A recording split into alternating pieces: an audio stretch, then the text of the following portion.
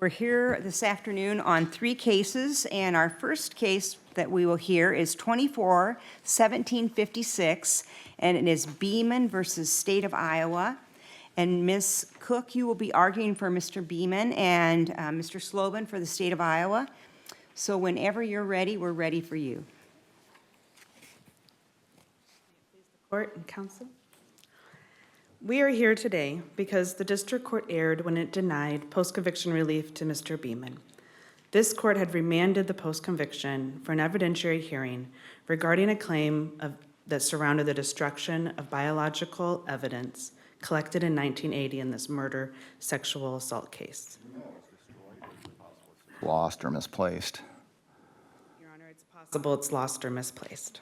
Does the fact that it's 40-year-old evidence come into play at all in the discussion of whether there's a due process violation? I mean, I can see if you lost it after 3 years or 5 years, but after 40 years, it seems more likely that something's going to get misplaced, lost, just by inadvertence. Does that come into play at all? I think, Your Honor, there might have been an explanation the state could have offered as to what happened over those 44 years.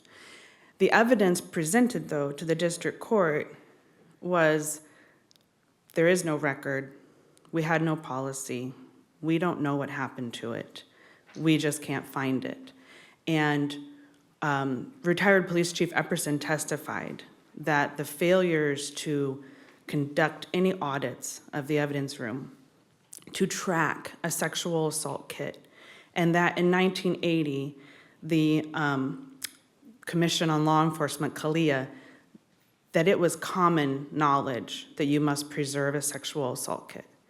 And the failures to do that, or the explanation for where it went. Anecdotally, we have jurisdictions where there's been a natural disaster, and we know the sexual assault kit was lost in that. Young blood, where it's Beeman's burden to show bad faith. Walk us through what is bad. How do you get to bad faith? Your Honor, this has been a hard one because courts have historically defined what is not bad faith.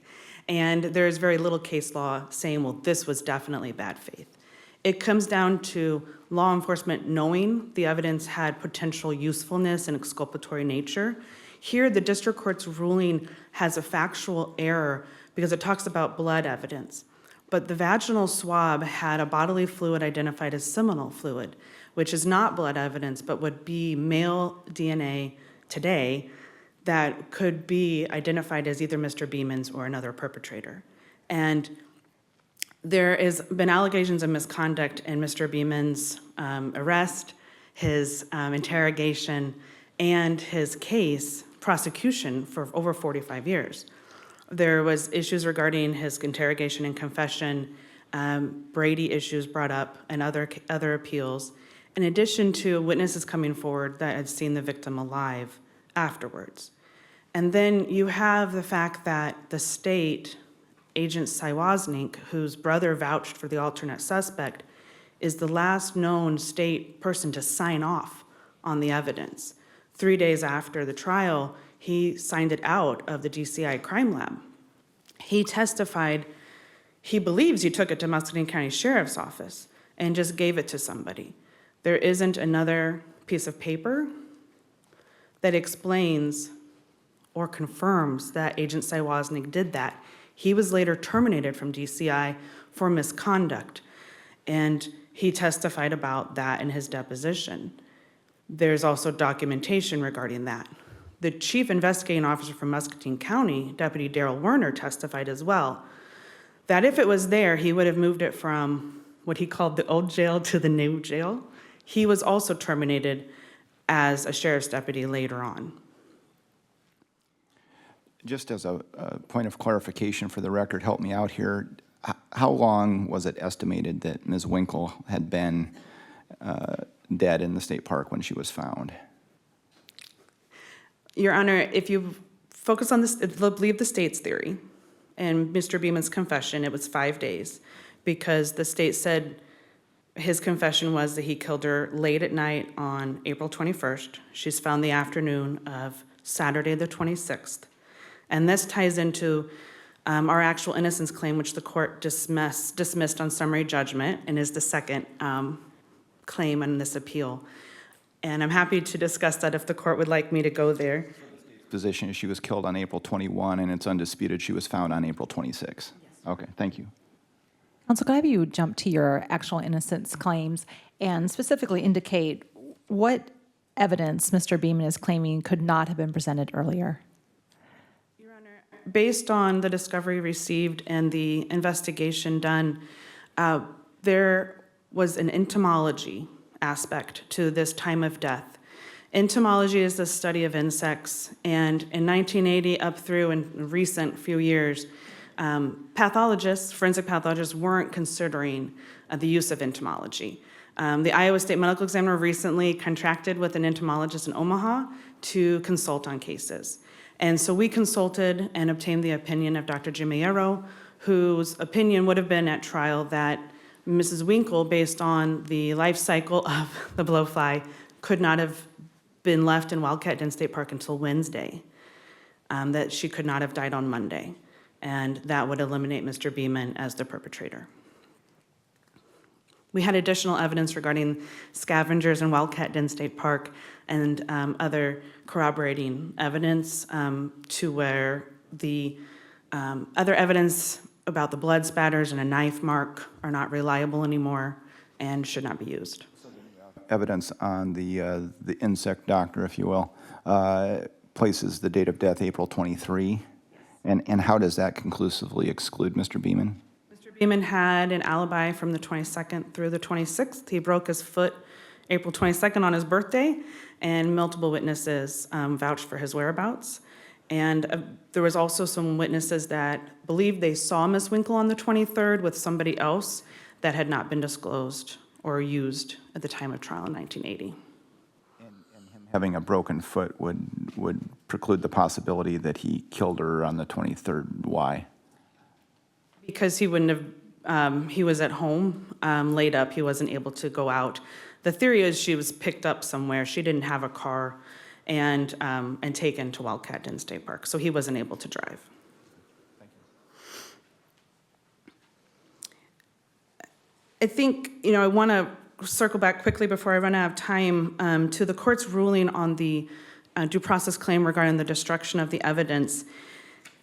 The court overlooked in its analysis the testimony submitted via deposition from Deputy Warner, former Agent Sywazink, Sheriff Reese, and the overall totality of the bad faith and what was the circumstantial evidence that bad faith was at play here. The court found that it was an inadvertent or unwitting destruction or disposal.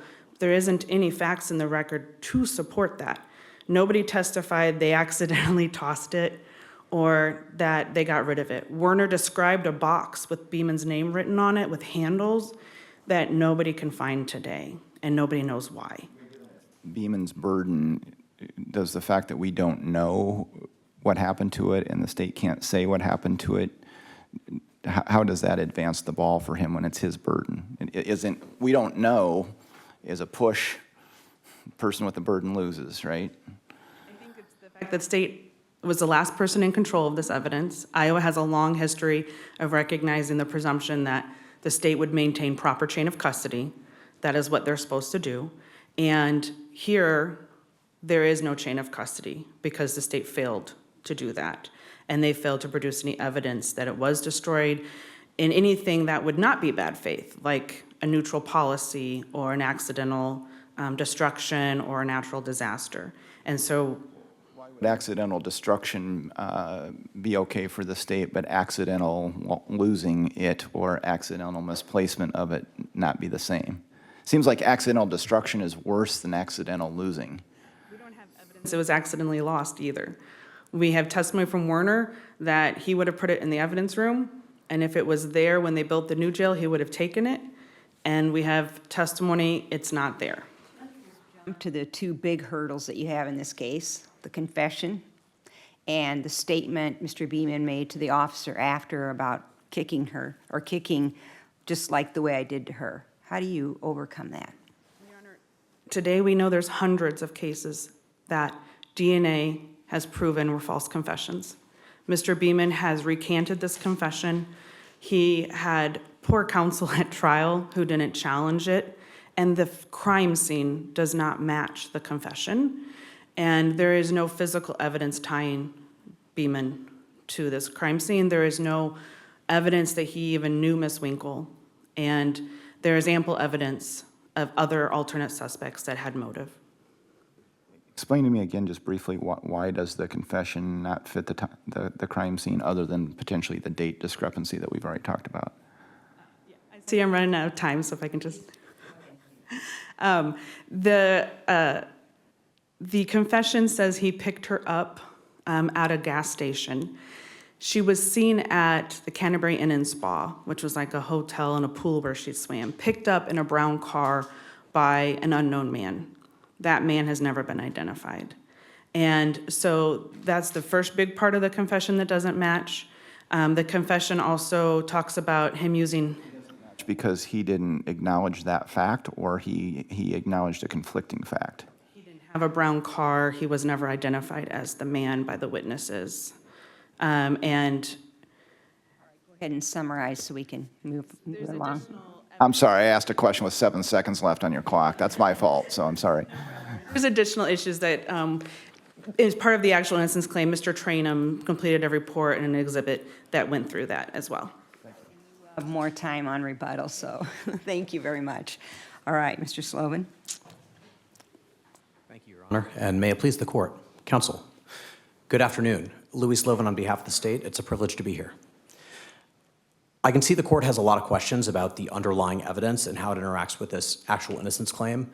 I would encourage the court to read the briefing in the appeal from the denial of the motion for new trial in, off the top of my head, I think it's docket number 20-1188. That may or may not be correct. It answers a lot of the questions that you're asking here. Mr. Beeman did have a car, and it did match the description that was given by the person who was at the Canterbury Inn. Also, Mr. Beeman matched the physical description of the person who picked up Miss Winkle, and the clothing that she was wearing at the inn and when she left the house that morning was the clothing that was found with her body covered in blood. Now, I don't want to get into all of this. The reason I mentioned that briefing and the reason I say it answers your questions, that's how you know that this issue, A, was actually litigated, these same actual innocence challenges, and B, could have been litigated. When opposing counsel is telling you that these facts arose from discovery in litigation on that motion for new trial, that means these claims could have been raised in that motion for new trial litigation, and in fact, some of them were. The entomology specifically is not based on new science that could have been raised earlier. As the district court notes in its order in this case, a lot of these studies existed even before Mr. Beeman's trial, but certainly before his first PCR in 2007 and before his motion for new trial more recently than that when the appeal was in 2020. I want to talk about and it's law of the case that this court already dismissed, found that similar claims were A, already litigated, B, already time barred in the last appeal. That ruling in the last PCR appeal is now law of the case here. The district court didn't err in applying that and saying those claims were barred. These claims are identical or very indistinguishably similar. These claims are also barred for the same reasons. Okay, the destruction of evidence claim. I think opposing counsel is right to say that a lot of the cases on this talk about what doesn't qualify as bad faith. This case fits very clearly into those categories. What bad faith means is the showing of intentionality in the destruction of evidence, such that when an agent of the state destroys the evidence with knowledge or a belief about what it is, what it would contain, that supports the gap-filling inference that the evidence must have been exculpatory, or the court is willing to infer that it was exculpatory and assign it exculpatory value, despite the fact that we don't know what it would say. It wasn't tested in the way that we're talking about testing it now. You fill that gap with that inference that it must have been exculpatory, otherwise the state wouldn't have tried to destroy it. Here's kind of like the rub on this one is you've got a officer that checks it out. It doesn't follow any process or system of, how it gets anywhere. And it just disappears. And so how do we, and how hard would it be then to establish bad faith? And so is the message here, just let your evidence disappear and you're okay? No, I think that if you could show that there was a system-wide effort to lose exculpatory evidence specifically, then the fact that this evidence was lost would show that the agents of the state believed it fit into that category, right? It would make essentially the same showing, that this is evidence that was lost because of a belief that it was bad for the state. This is very different. Now, the fact that there's no notation when Agent Sawasink returns it to Muscatine County is not abnormal. It's not ideal. I wish there had been an evidence tracking system in Muscatine County. He fills out the form for the DCI's evidence tracking system. He doesn't make off with it in the dead of night. He brings it back to Muscatine County as far as he can remember. And had he done that, we would have the same absence of record that we currently have. The non-existence of a record-keeping system doesn't establish bad faith, intentional destruction or loss of this particular evidence. Now, I also think that when Mr. Epperson testifies about how there are system-wide problems with all of the evidence management policies that were going on in Muscatine County, that cuts against the defendant's position or the applicant's position here, because what they need to show is that the state, an agent of the state, thought that this was exculpatory or suspected it would be, intentionally destroyed or lost it to keep the defendant from being able to use it. And the more you show about how Muscatine County really, the sheriff's office didn't have its game together when it comes to tracking individual pieces of evidence, the harder that is to show. Now, I think that there's some ambiguity. Part of the reason we don't know exactly what happened to this evidence is because there was that order in 1986 at the very end of PCR Exhibit 18 that directs both the Muscatine County Sheriff's Office and the Muscatine County Clerk of Court to return all property to Mr. Beeman or his designee.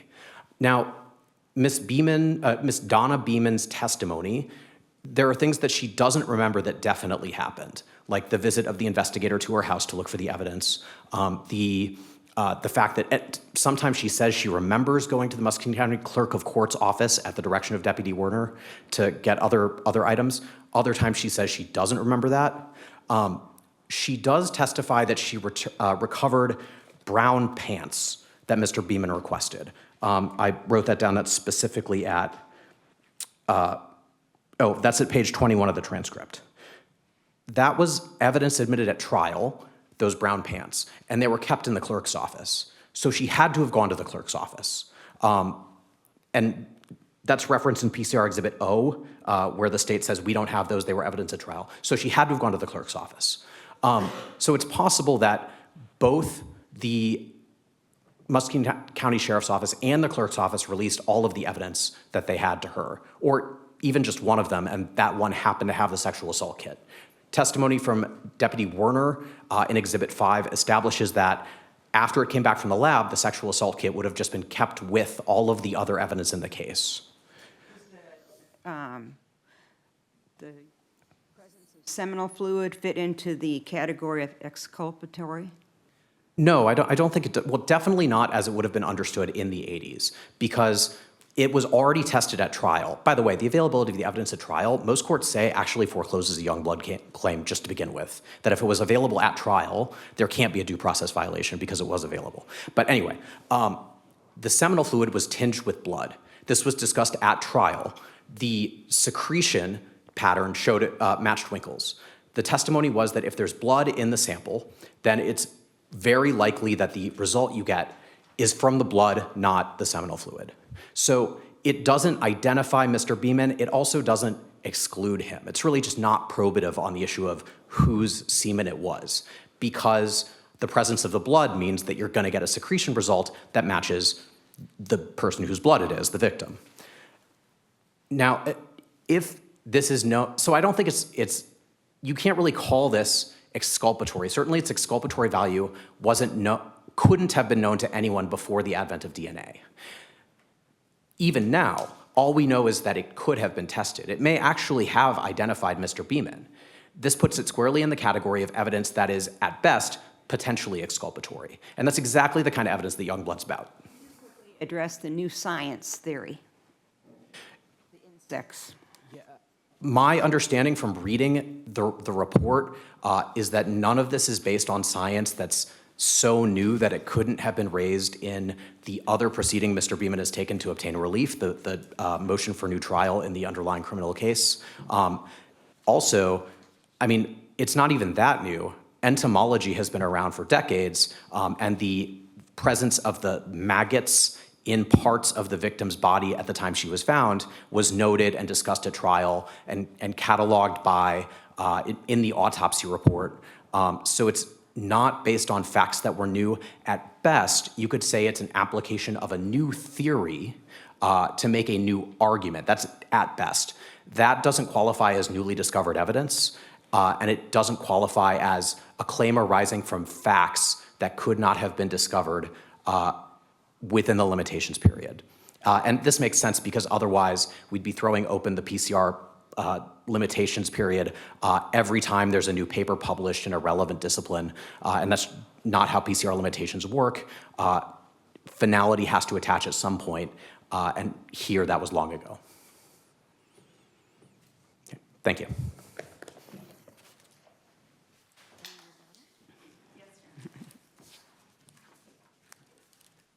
I want to start with directing the court to the actual Arizona versus Youngblood opinion. In that dissent, the court stated, a semen sample in a rape case where identity is questioned is always significant. And there's a string cite there, but it goes back to a case from 1980.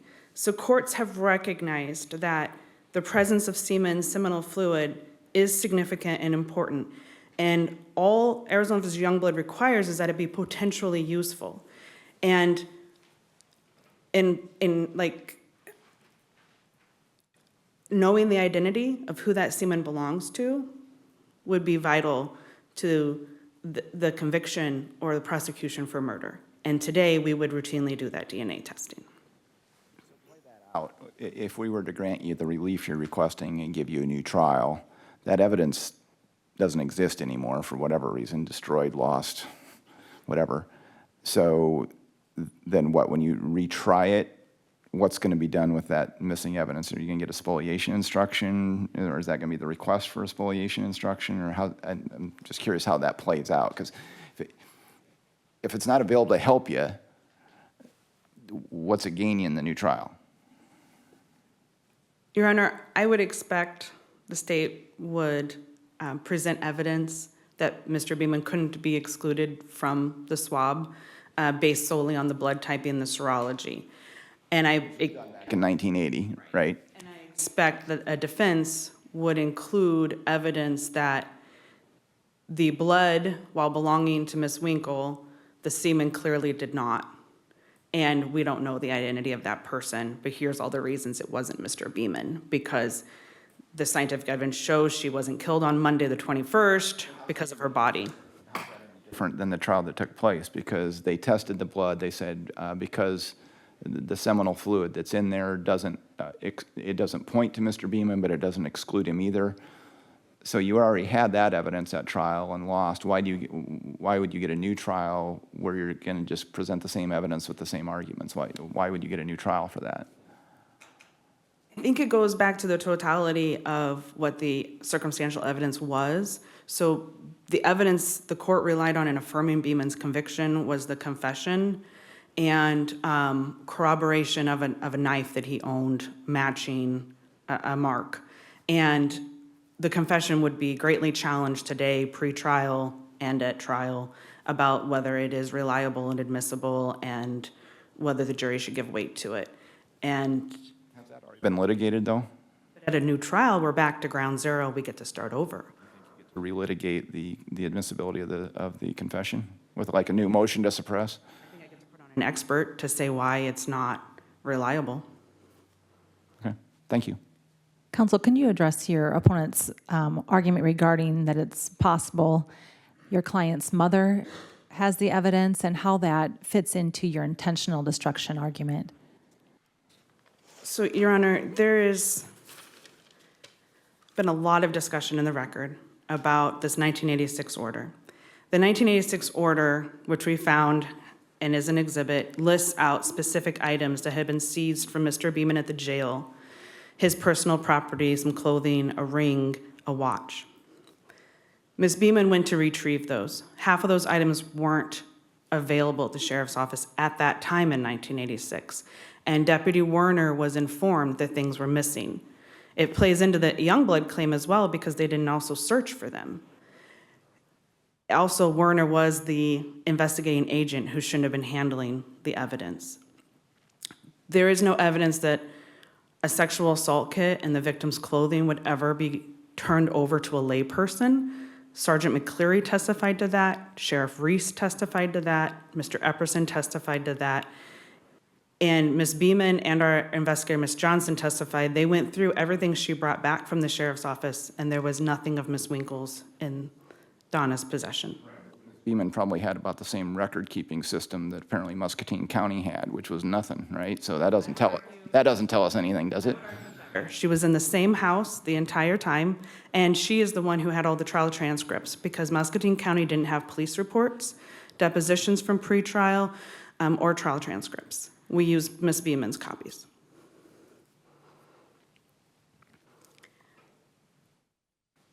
I would just wrap up that the state, while it's not their burden to prove there was bad faith destruction, they did have an obligation to answer what happened to this evidence, and they were unable to do so. And bad faith can be proven by circumstantial evidence, just like proof beyond a reasonable doubt that someone is guilty of murder. So we would ask this court to grant Mr. Beeman relief and grant him a new trial. Thank you. Thank you, Mr. Sloven. Thank you for the excellent arguments today and the briefing, and we will consider 24-1756 Beeman versus State submitted, and my colleagues and I will have a decision as soon as we can. Thank you.